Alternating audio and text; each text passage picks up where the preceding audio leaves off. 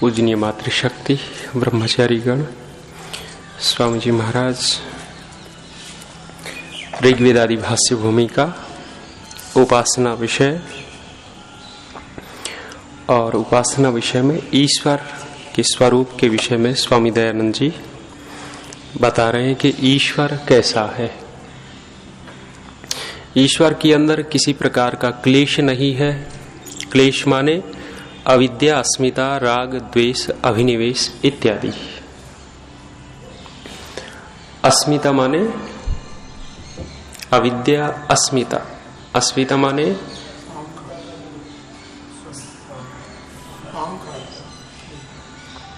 वो अहंकार अलग है आपका।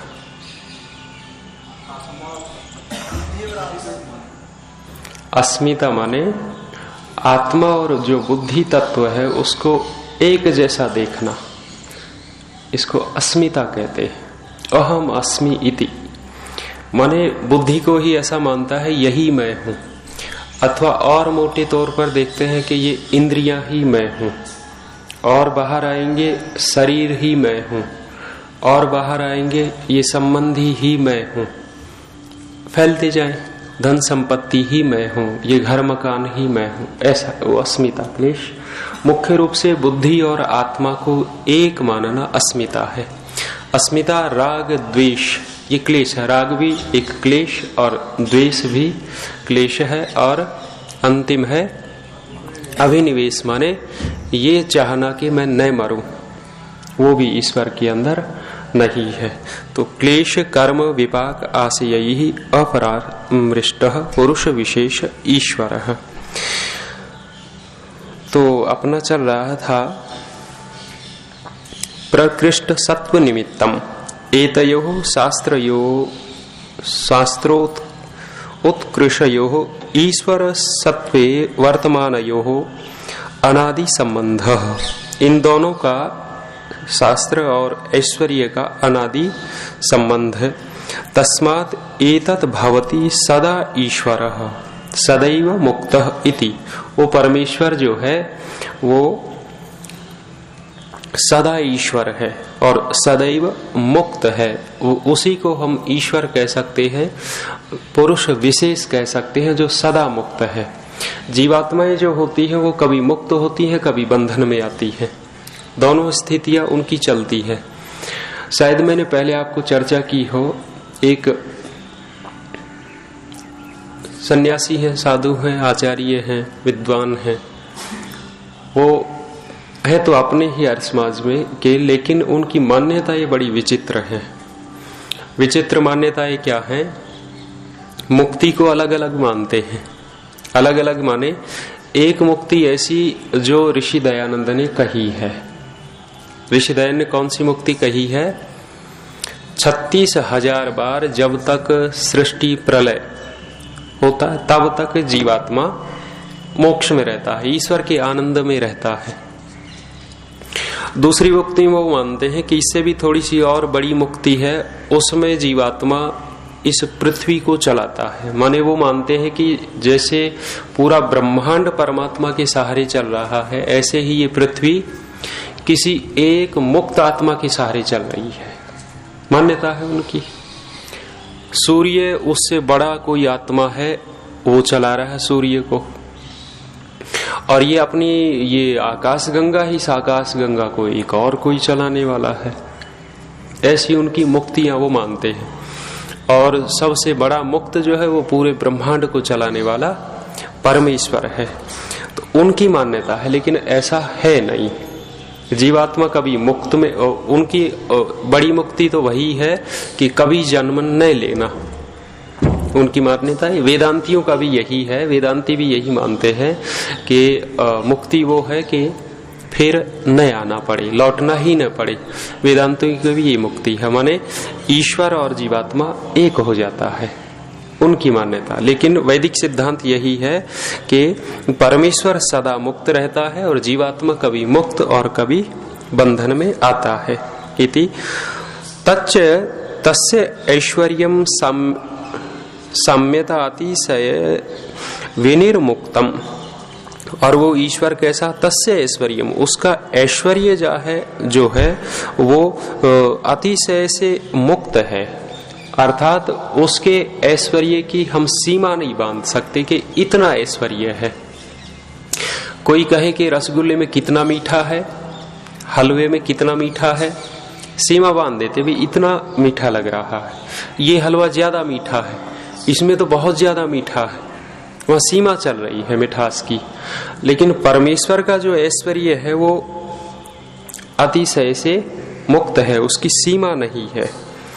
न तावद ऐश्वर्य अंतरीण तद अतिशय्यते, और उसके ऐश्वर्य के द्वारा तद अतिशय्यते माने उसी बात को जैसे खोल रहे हो। तदेव अतिशयी स्यात् तदा एव तत् स्यात् तस्मात् यत्र काष्ठा प्राप्ति ऐश्वर्यस्य स ईश्वर। ये और बड़ी बात कह दी इन्होंने, कह रहे काष्ठा प्राप्ति ऐश्वर्यस्य, ऐश्वर्य की काष्ठा प्राप्ति माने सीमा ही न होना, वो है ईश्वर। जिस ईश्वर के पास बिना सीमा के ऐश्वर्य है, अर्थात अनंत ऐश्वर्य है, उसी को हम पुरुष विशेष कह सकते हैं, ईश्वर कह सकते हैं। इन्होंने भी यही कहा। ये कह रहे हैं तुल्यता अर्थात अतिशयता से रहित है, अर्थात ईश्वर के समान तथा अधिक कोई नहीं है, और वह ईश्वर किसी दूसरे ऐश्वर्य से अतिक्रांत नहीं किया जा सकता। यहाँ दूसरे ऐश्वर्य से अतिक्रांत नहीं किया जा सकता। आगे और कह रहे हैं न च तत्समान ऐश्वर्यम अस्ति, उसके समान किसी का ऐश्वर्य नहीं है। कस्मात् क्यों, द्वयोः तुल्ययोः एकस्मिन् युगपत् कामिते अर्थे नवम इदम वस्तु पुराणम इदम अस्तु इति। कह रहे हैं कि वो उसके तुल्य क्यों नहीं है। जैसे दो वस्तुएं हों, दो वस्तुएं एक साथ हों तो उसमें दोनों में ये भेद आ जाता है कि ये नई है और ये पुरानी है, नई पुरानी का भेद आता है। माने जो नई होती है उसमें ताकत ज्यादा होती है, अथवा पुरानी है तो उसमें अनुभव ज्यादा होता है। मनुष्य में घटाएंगे तो नई पुरानी का भेद आता है। लेकिन एकस्य सिद्धौ इतरस्य प्राकाम्य विधातात ऊनत्वम प्रसक्तम, एक की सिद्धि होने पर दूसरे की कमजोरी हो जाती है। ऊनत्वम कम प्रकटता होती है उसकी, एक बलवान होता है एक कमजोर होता है। द्वयोश्च तुल्ययोः युगपत् कामिता अर्थ प्राप्तिर न अस्ति, दोनों की उपस्थिति में एक दोनों को इकट्ठा हम नहीं ले सकते, प्राप्ति नहीं हो सकती। माने एक कम रहेगी एक ज्यादा रहेगी। अर्थस्य विरुद्धत्वात्, क्यों, क्योंकि उनके विरोधी होने से, विरोधी वही एक नई एक पुरानी। तस्मात् यस्य साम्यतातिशय विनिर्मुक्तम ऐश्वर्य स ईश्वरः एव, इन्होंने जोड़ रखा है स एव ईश्वरः स च पुरुष विशेष इति। और जिसका साम्यता अतिशय विनिर्मुक्त है ऐश्वर्य, साम्यता से मुक्त जिसका ऐश्वर्य है वो जो ईश्वर है वही पुरुष विशेष ईश्वर है। तो ये सूत्र मुख्य रूप से यही कह रहा कि जिस ईश्वर के पास क्लेश नहीं है, कर्म नहीं है, विपाक नहीं है, उनका संस्कार नहीं है, और जिसके पास अतिशय से युक्त ऐश्वर्य है, जिसका अनंत ऐश्वर्य है, उसी को हम पुरुष विशेष कहेंगे। किंच, और क्या, आगे और सूत्र दिया है। बहुत सारे आपने देखे होंगे वर्तमान में भी ईश्वर बने हुए। आपको बताया था एक बार इलाहाबाद में कुंभ का मेला था, मेरे ख्याल में 10-12 वर्ष पहले होगा। वहाँ एक महाराज थे और महाराज सामने लिखते थे अपने पहले ब्रह्मांड गुरु। जगत गुरु तो बहुत देखे थे, लेकिन उसने अपने सामने लिखा ब्रह्मांड गुरु। और ब्रह्मांड गुरु करते क्या थे? सबका खंडन करते थे। और खंडन वहां ऋषि दयानंद का भी किया। उन्होंने एक ट्रैक्ट निकाल रखा था, श्लोकबद्ध खंडन था स्वामी दयानंद के जीवन के ऊपर, ग्रंथों के ऊपर खंडन था उनका। तो वो ब्रह्मांड गुरु थे। ब्रह्मांड गुरु माने अपने आप को ये लोग ईश्वर मानते हैं। अभी ये मर गया जो आपका मथुरा वाला, क्या नाम था इसका? जय गुरुदेव। शायद महीना पहले या 2 महीना पहले मर गया। माने एक भगवान इस धरती से कम हो गया। भगवानों की बाढ़ आई हुई है। वो भी अपने आप को भगवान कहता था। और भगवान के क्या था, कभी आप निकट से देखते उनको तो भगवान को कुष्ठ का रोग था। जय गुरुदेव को कुष्ठ का रोग था। और वो चेलों को क्या कहता था, देश में गरीबी बहुत है, गरीबी होने के कारण क्या पहनो? टाट पहनो। बोरी पहनाता था चेलों को। और खुद क्या पहनता था? लगभग 1100, 1500, 2000 रुपए मीटर का रेशम का कपड़ा पहनता था। 2000 रुपए मीटर का रेशम पहनने वाला वो हमारे एक स्वामी ब्रह्मानंद जी हैं, वेद भिक्षु, आजकल बरेली में है। वो कह रहे थे कि एक प्रोफेसर कॉलेज में जा रहा था, टाट पहने था, ऊपर से नीचे तक टाट। कहने लगे वो मैंने देखा, देख करके गा रहे कॉलेज में जा रहा है, कोई सभ्य बन करके जा, ये क्या पहन रखा है? कहने लगा स्वामी जी देश में गरीबी बहुत है, गरीबी। स्वामी जी ने नीचे देखा, नीचे देख करके कहने लगे जूते कितने रुपए के?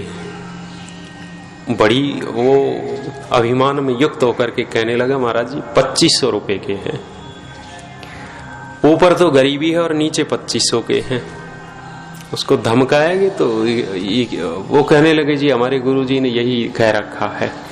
और उस भगवान के यदि आप देखते, पीछे जब हम मथुरा में गए थे तो इतनी भीड़ थी, और भीड़ ज्यादातर गरीब लोगों की थी। रोड का डिवाइडर होता है ना, डिवाइडर, उस डिवाइडर पर भी वो लगा करके वो तंबूसा वहां भी पड़े हुए थे। इतने लोग थे, वो पूरी मथुरा भरी हुई थी। तो ये लोग भी ईश्वर कहते अपने आप को, लेकिन इनके पास सारे के सारे क्लेश भी हैं, इनके वो कर्म भी करते हैं, उनका फल भी है, वासनाएं भी हैं। और ऐश्वर्य इतना है कि भौतिक ऐश्वर्य दिखेगा, अंदर का ऐश्वर्य नहीं है। लेखराम की बात आपने पढ़ी हो, लेखराम अंदर की बात करते थे और दूसरे लोग बाहर की बात करते रहे।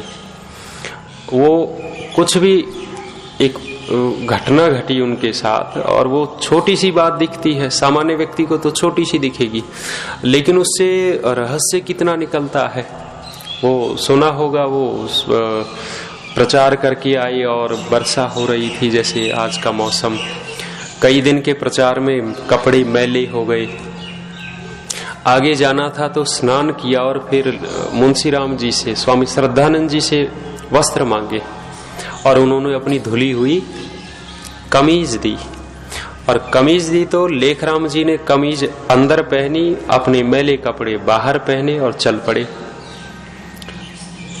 मुंशीराम जी की निगाह नजर गई तो टोकी दिया, अरे लेखराम ये क्या कर रहे हो? लेखराम जी ने आसे पकड़ा और पकड़ करके कहने लगे कि तुम यही कह रहे होगे ना कि लोग क्या कहेंगे। लोग यही तो कहेंगे भी मैले कुचैले पहना है।